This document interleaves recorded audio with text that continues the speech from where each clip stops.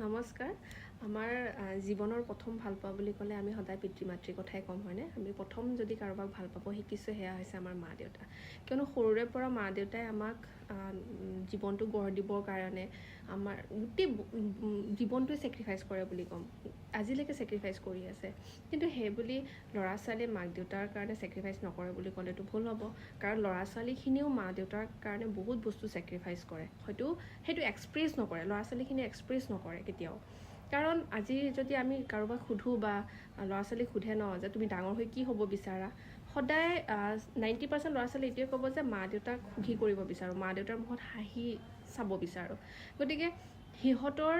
আৰু আমাৰো এটাই সপোন যে আমি মা দেউতাক কেনেকৈ হেপী কৰিব পাৰোঁ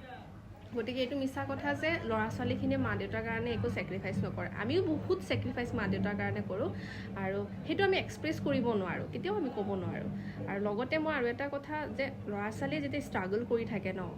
জীৱনটো এষ্টাব্লিছ কৰিবৰ কাৰণে সেই তেতিয়া মা দেউতাৰ চবতকৈ ডাঙৰ ছাপৰ্টটো লাগে সেই সময়খিনিত নিজৰ এক্সপিৰিয়েঞ্চৰ পৰা কৈছোঁ দেই সেই সময়খিনিত মা দেউতাৰ যিটো ছাপৰ্ট আমি পাওঁ সেই ছাপৰ্টে আমাক জীৱনত আগুৱাই নিবলৈ বহুত হেল্প কৰে হয়তো ছাকচেছ হ'বৰ কাৰণে কিছুমান অকণমান লেট হয় কিছুমান অকণ সোনকালে হয় কিন্তু